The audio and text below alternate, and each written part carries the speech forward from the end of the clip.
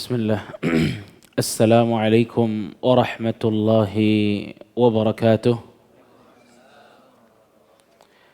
Alhamdulillah. Alhamdulillah rabbil alamin. Wa sallallahu wa sallam wa baraka ala abdihi wa rasulih. Nabiyyina Muhammadin wa ala alihi wa sahbihi ajma'in. Amma ba'd. Ayuhal ikhwah, jamaah rahimani wa rahimakumullah. Siang hari ini di hari ke berapa sekarang? 20, subhanallah. 20 Ramadan kita kumpul di masjid ini, berarti tandanya nanti malam kita masuk kepada malam 21. Ya. Dan siang ini saya memang akan membahas persiapan kita masuk kepada 10 malam terakhir di bulan Ramadan.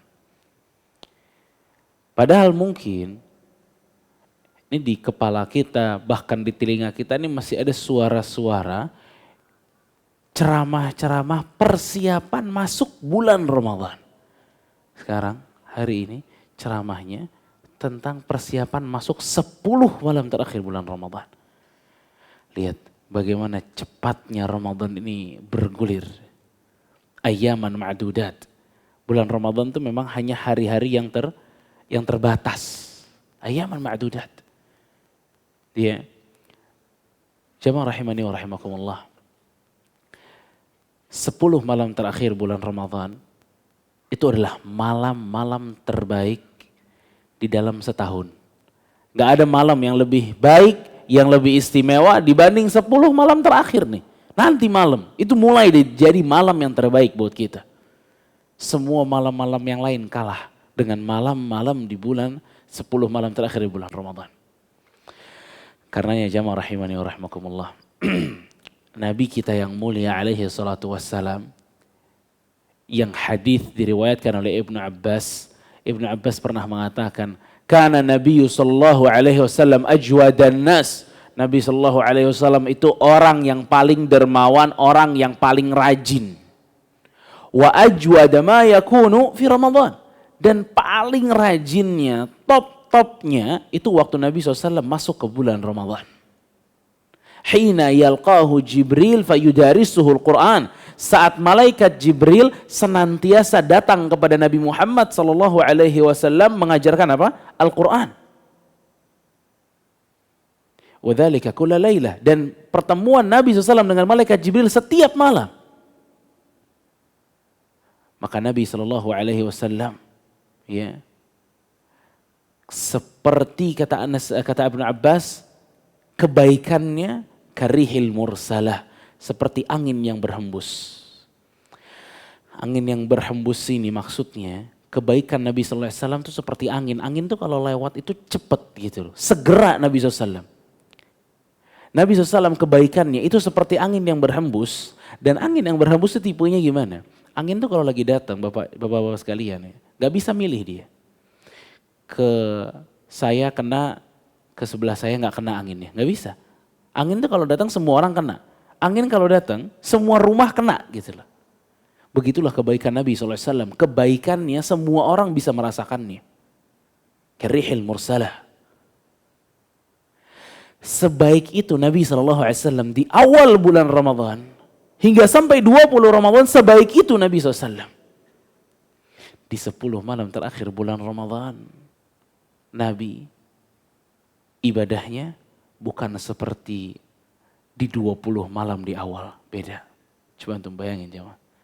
Ini 1-20 aja Nabi udah rajin. Masuk 10 malam terakhir bulan Ramadan, lebih hebat lagi, lebih rajin lagi. Kita dengar apa yang dikatakan oleh Aisyah radhiyallahu taala anha dari hadis yang diriwayatkan Bukhari dan Muslim. Qalat, kana an-nabiy sallallahu alaihi wasallam, Nabi sallallahu alaihi wasallam, idza dakhala al-ashr, kalau masuk di 10 malam terakhir bulan Ramadan, ahya lailah, menghidupkan malam. Wa aiqadha ahlah, membangunkan keluarganya. Wajad, dan begitu rajin. Wajad kata Aisyah. wa sya'dal mi'zar, dan mengencangkan ikatan sarungnya, kata Aisyah. Dalam riwayat Muslim, kana Rasulullah SAW yajtahidu fil ashr al-awakhir ma la yajtahidu fi ghairih. Bahwasanya Nabi SAW kalau udah masuk 10 malam terakhir, ibadahnya rajin, tidak pernah serajin itu di malam-malam yang lain. 10 malam terakhir. Kita lihat hadis-hadis ini, jamaah rahimani wa rahimakumullah. Pertama nih, yang meriwayatkan hadis ini siapa tadi? Istrinya Aisyah radhiyallahu anha. Aisyah yang punya testimoni langsung tentang suaminya. Bahwa suami saya, itu kalau udah masuk 10 malam terakhir, ahya lailah. Dia bangun malam. Dia bangunin keluarganya. Dia rajin ibadahnya. Dia kencangkan ikatan sarungnya. Itu kata Aisyah. Sebelum kita masuk ke dalam hadisnya, ini kita lihat yang ngeriwayatin aja dulu. Aisyah yang ngeriwayatin. Istrinya. Orang kalau mau lihat bagaimana sebenarnya keadaan kita, nilai agama kita, nanya sama orang dalam. Ini kita kalau mau tahu nih, sebenarnya ibadah saya itu bagus apa enggak sih? Agama saya gimana sih? Paling tidak, yang mesti dilihat penilaian siapa? Istri. Biar istri menilai. Kira-kira menurut kamu ibadah saya gimana? Kalau istrinya bilang standar, iya emang standar deh. Orang kelihatan banget di rumah. Kalau istrinya bilang kurang banget misalnya. Iya kurang banget berarti ini orang. Kalau istrinya bilang, wah abang mau Masya Allah, sholat tahajudnya rajin, apa segala macam. Berarti rajin tuh. Karena gak bisa disembunyiin kalau sama istri. Nanti melihat, yang ngeriwayatin hadis ini Aisyah. Dan betapa seringnya Aisyah meriwayatkan tentang keseharian Nabi alaihi salatu wassalam. Hadis-hadis yang berkaitan dengan rumahnya Nabi itu paling banyak lewat Aisyah. Aisyah yang ceritain gimana di rumah Nabi SAW. Ini salah satunya. Karena Nabi SAW idza dakhala al-ashr, kata Aisyah nih Nabi kalau udah masuk 10 malam terakhir, ahya lail, menghidupkan malam. Menghidupkan malam. Bahwasanya ini testimoni yang paling jujur, paling benar gitu loh. Kalau kita di sini bisa aja ngomong kita menghidupkan malam, ya, atau kita sholat malam jam 2 misalnya, ya. Tapi selain itu kita tanya istri, saya ini termasuk orang menghidupkan malam apa enggak? Alah enggak lah, bangun cuma jam 2 doang misalnya. Ya emang kita sampai di situ tuh kemampuan kita kelihatannya. Ini ahyal lail jamaah rahimani wa rahimakumullah.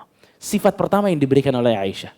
Rasul tuh ahyal lail kalau udah malam, kalau udah 10 malam terakhir. Menghidupkan malam. Apa maksudnya menghidupkan malam? Maksud dari menghidupkan malam adalah sahirahu fa ahyahu bitta'ah. Nabi begadang. Begadang Nabi SAW. Di tengah malam itu atau di malam itu Nabi SAW begadang. Begadangnya ngapain? Bukan nonton bola. Begadangnya Nabi SAW beribadah kepada Allah Jalla wa'ala. Salat. Nabi SAW baca Quran, Nabi SAW zikir, Nabi SAW doa. Didatangi oleh Jibril, fayudarisuhul Quran, belajar Quran.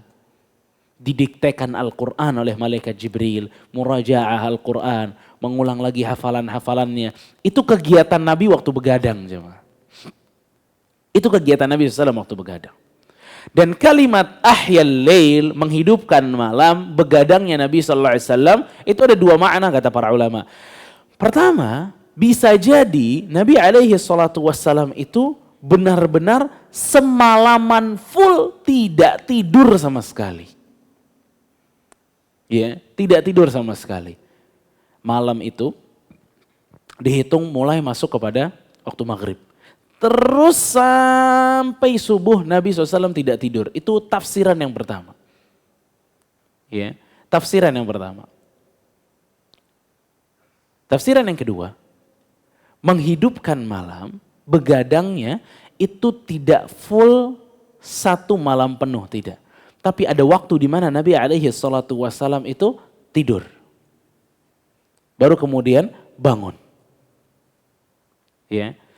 Kenapa? Karena Aisyah di riwayat yang lain pernah mengatakan, "Ma ra'aitu Rasulullah sallallahu alaihi wasallam qama lailatan hatta sabah."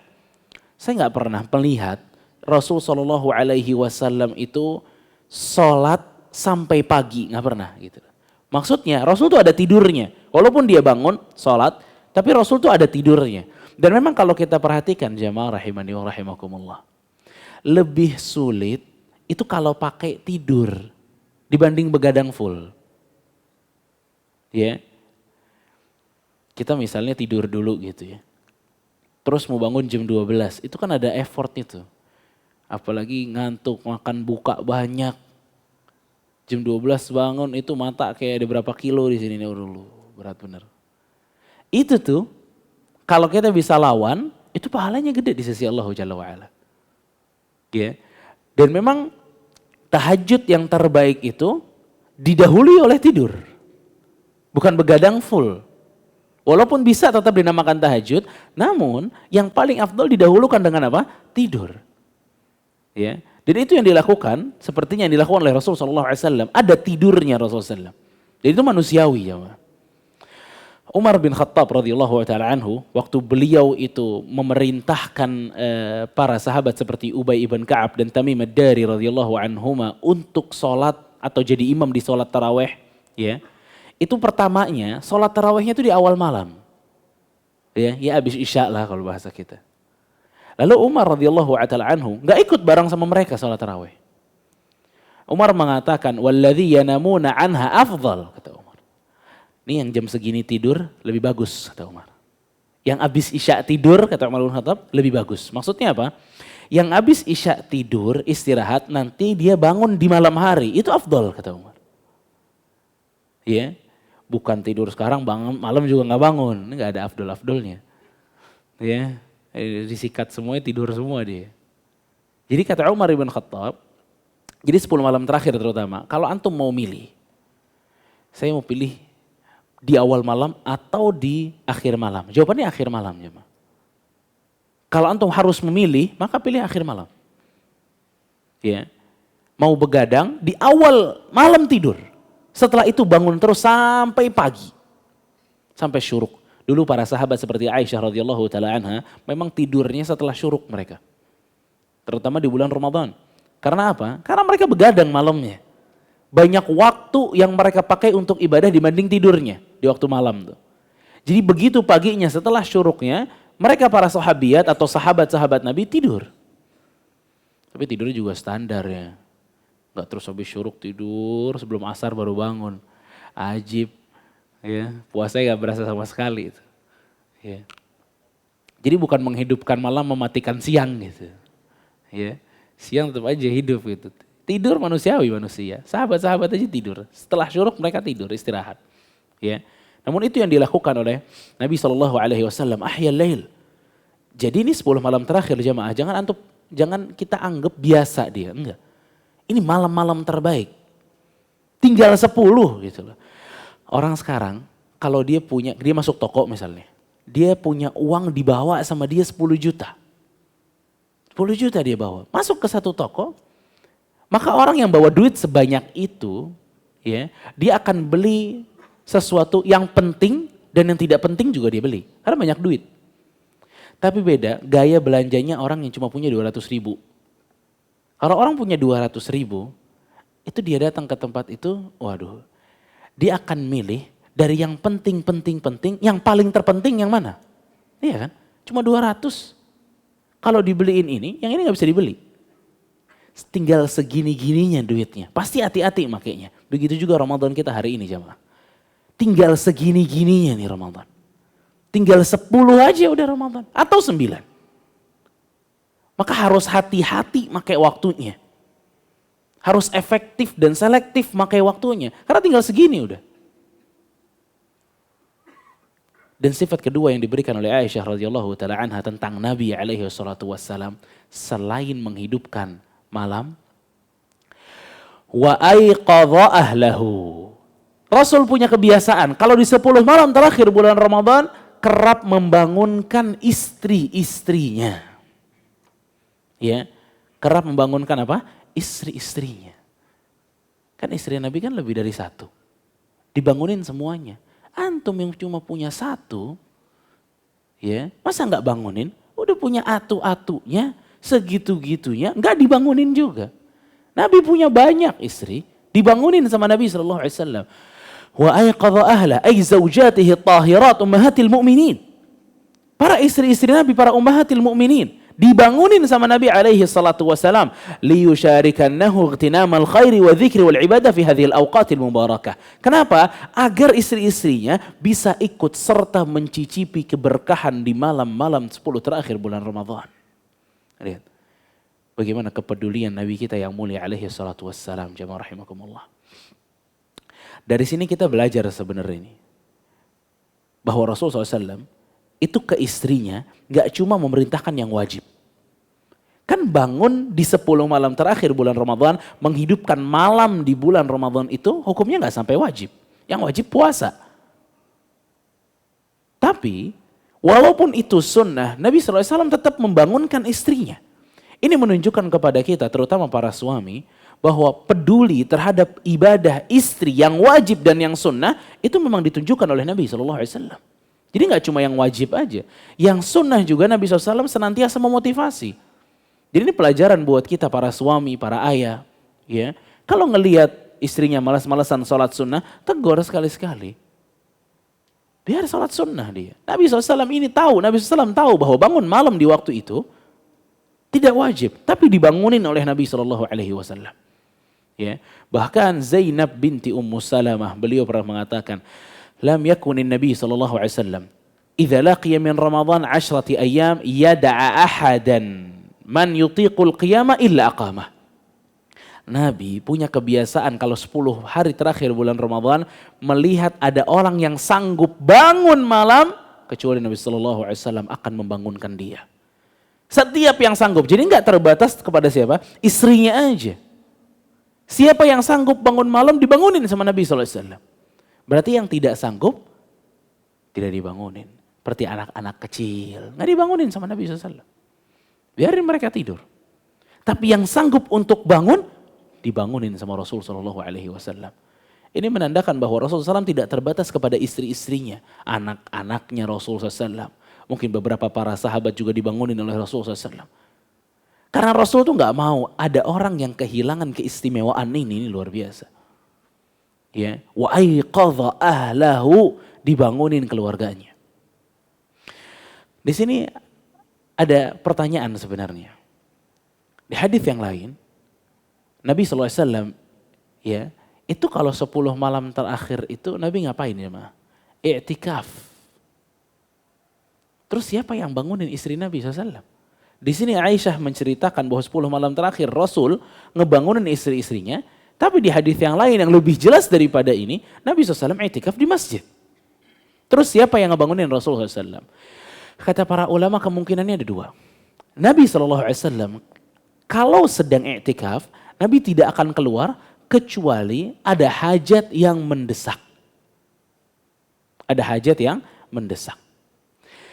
Kalau Nabi keluar untuk hajat yang mendesak ini, Nabi keluarnya maunya malam gitu loh. Agar bisa sekalian membangunkan istri-istrinya. Lihat. Di sini pendapat atau tafsiran yang pertama ini benar-benar memberikan kepada kita bagaimana kepedulian Nabi SAW. Nabi tunda keluar agar bisa malam aja keluarnya sekalian membangunkan istri-istrinya.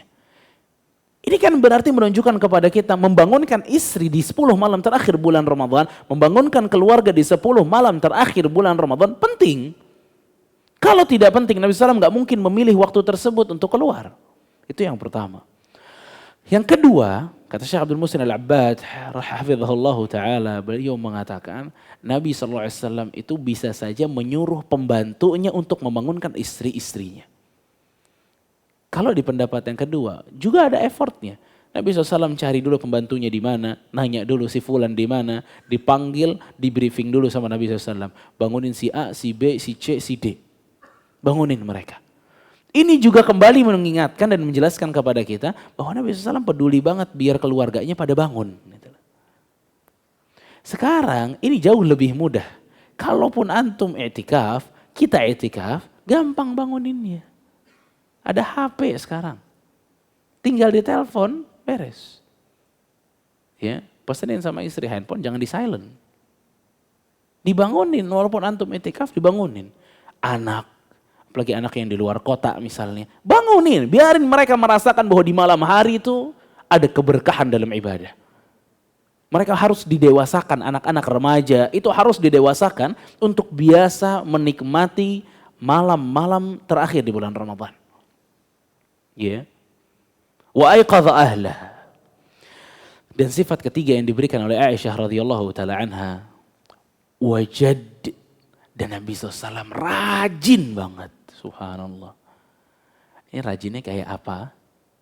Wallahu a'lam jemaah.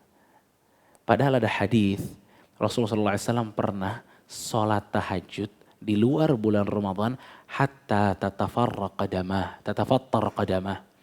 Rasul pernah sholat tahajud dalam keadaan atau sampai bengkak-bengkak kakinya karena lama berdirinya.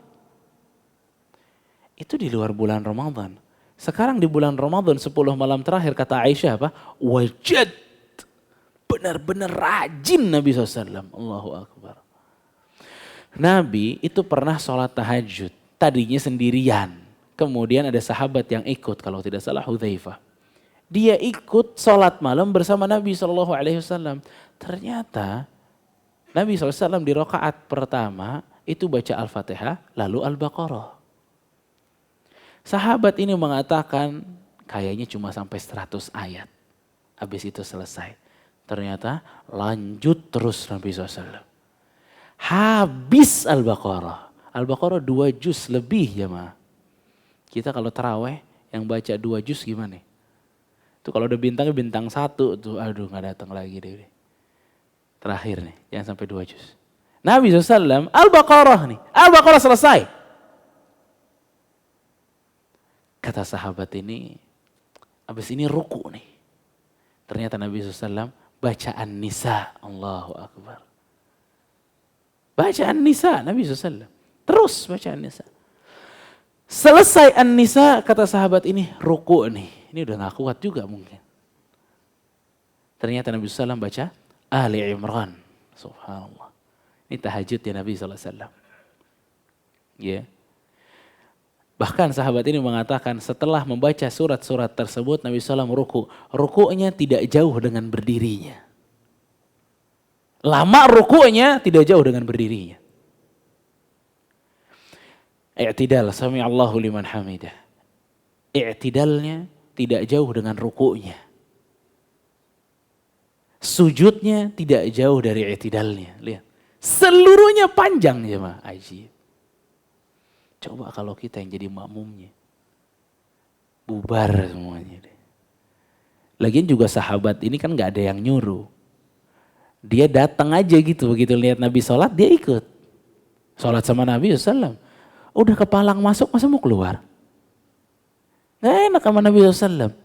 La yakhrujanna ahadukum min salatih. Karena kita tuh emang dasar nih. Kita gak boleh membatalkan sholat kecuali memiliki uzur yang besar gitu loh. Ya, gak boleh seseorang bermudah-mudahan lagi sholat terus dibatalin, gak bisa. Makanya ada beberapa orang tuh, ya itu kalau Allah gak jadi lagi, takbir lagi, gak jadi lagi, udah begini batal lagi, ini gak boleh. Ini dari syaitan, was-was, ya was-was dari syaitan. Itu sholatnya Nabi SAW di luar bulan Ramadan. Gimana di bulan Ramadan? Yang Aisyah mengatakan wajad. Sungguh-sungguh banget Nabi SAW di bulan Ramadan. Di akhir-akhir bulan Ramadan. Ya. Bahkan jamaah rahimakumullah. Bukan hanya Nabi SAW. Ya. Nabi kan pernah terawih tuh. 3 kali. Itu terawihnya panjang. Ya. Terawihnya panjang.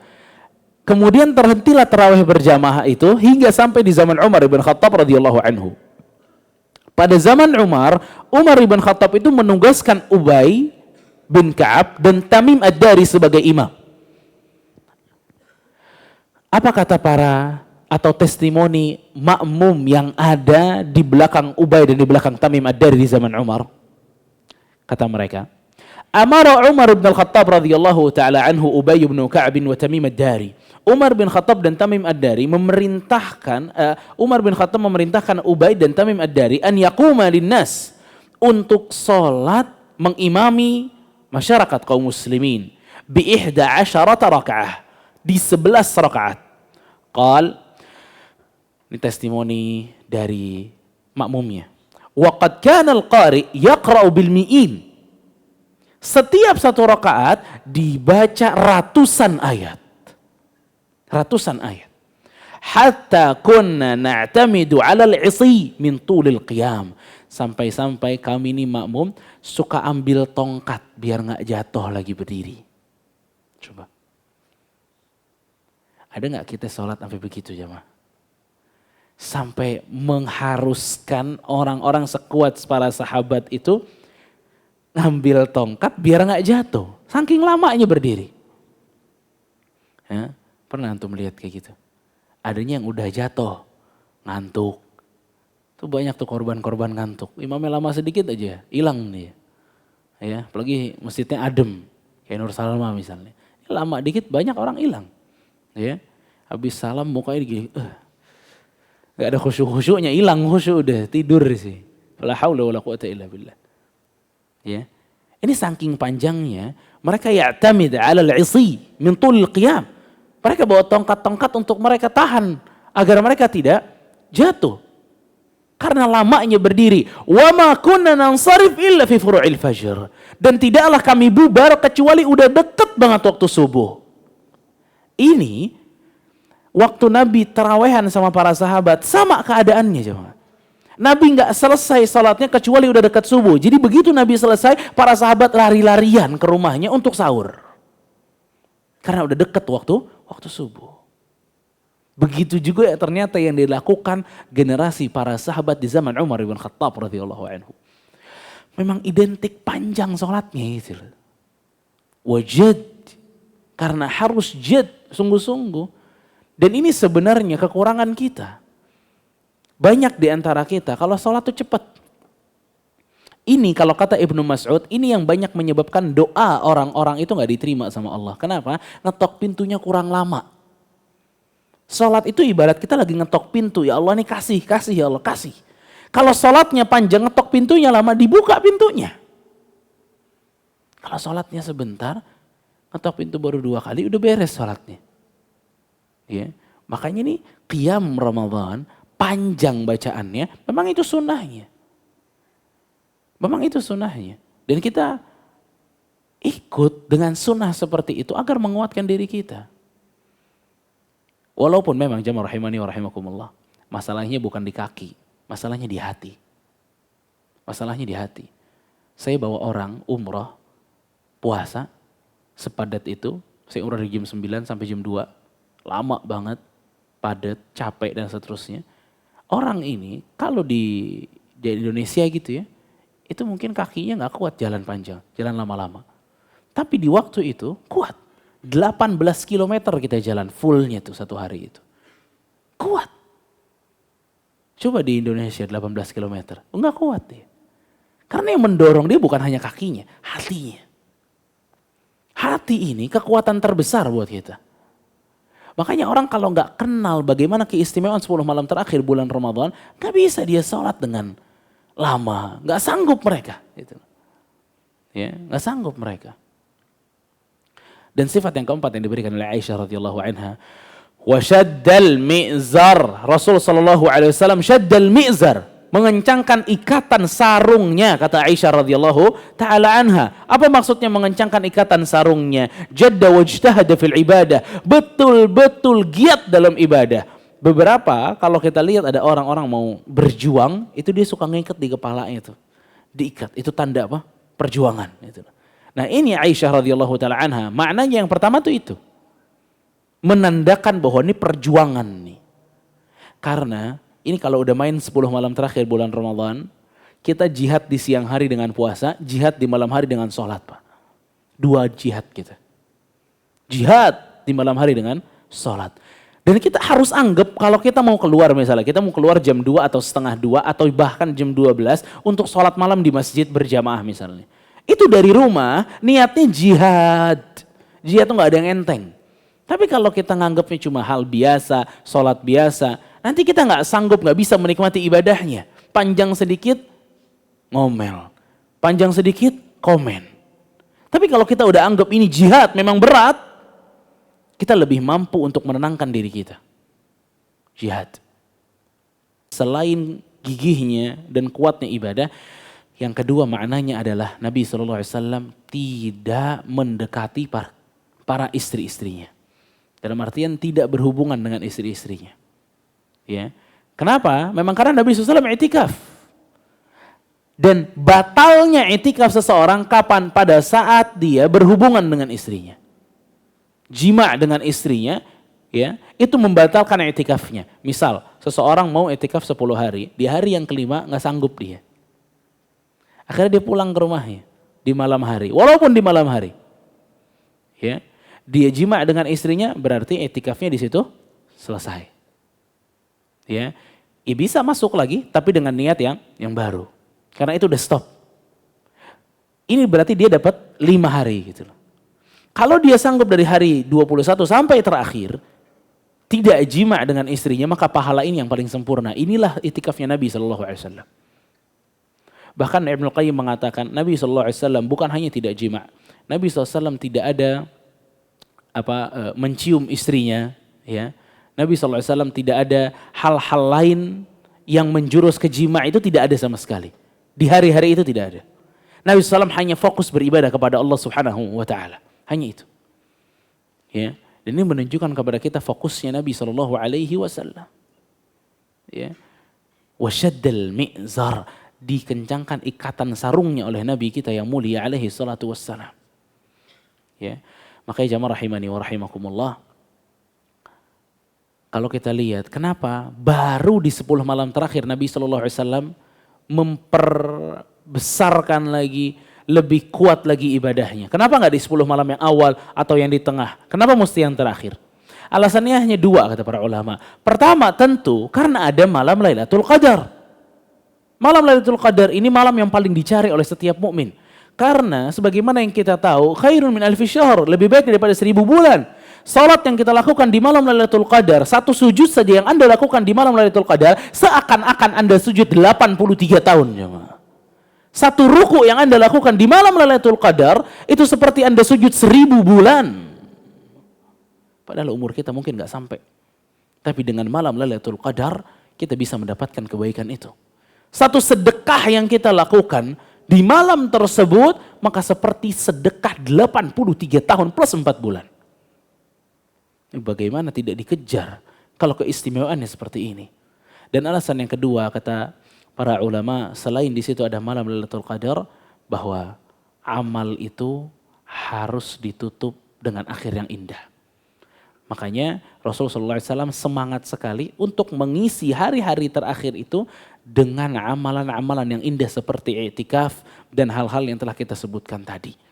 Ya, makanya jamaah rahimani wa rahimakumullah, hadis ini ya semoga bisa menjadi bahan motivasi kita untuk masuk 10 malam terakhir di bulan Ramadan mulai malam ini. Ya. Dan sebelum saya tutup, ada sebuah hadis ya di mana Aisyah radhiyallahu taala anha, beliau pernah bertanya kepada Rasul sallallahu alaihi wasallam, "Ya Rasulullah, in wuffiqtu anna lailatal qadri, madza aqul?" Ya Rasulullah, kalau saya di malam Lailatul Qadar atau mendapatkan malam Lailatul Qadar, apa yang mesti saya baca? Kata Aisyah. Aisyah minta doa. Apa doanya? Kata Rasul sallallahu alaihi wasallam, "Quli," katakanlah, "Allahumma innaka afuwun tuhibbul afwa fa'fu anni." Udah hafal insyaallah semua ya? Allahumma innaka afuwun tuhibbul afwa fa'fu anni. Allahumma ya Allah, innaka afuwun, engkau maha pengampun, tuhibbul afwa, menyukai ampunan, fa'fu anni, ampunilah aku. Isi doanya apa? Minta apa? Ampunan. Siapa yang minta doa ini? Aisyah. Aisyah aja yang dosanya sedikit disuruh minta ampunan sama Allah. Berarti kita lebih pantas melazimkan doa ini, merutinkan doa ini dibanding Aisyah radhiyallahu anha. Karena kita lebih butuh ampunan dari dosa kita yang begitu banyak ini mungkin dibanding Aisyah radhiyallahu taala anha. Maka perbanyak baca doa ini di sujud kita, antum lagi jalan atau lagi ngapain, mau berdoa atau lagi duduk sekalipun, angkat tangan atau tidak angkat tangan, Allahumma innaka afuwun tuhibbul afwa fa'fu anni. Karena dosa kalau sudah dihapuskan oleh Allah akan memudahkan hidayah masuk kepada hati kita, akan memudahkan ibadah kita lakukan dengan senang hati dan begitu nikmat. Ya. Makanya jemaah rahimani wa rahimakumullah, itulah 10 malam terakhir di bulan Ramadan sebesar itu, sehebat itu, maka jangan sampai kita menganggapnya seperti malam-malam yang biasa. Barakallahu fikum, semoga bermanfaat apa yang kita bisa bahas di siang hari ini. Wassallallahu ala nabiyyina Muhammadin wa ala alihi wa sahbihi ajma'in. Subhanakallahumma wa bihamdika asyhadu an la ilaha illa anta astaghfiruka wa atubu ilaik. Wassalamualaikum warahmatullahi wabarakatuh.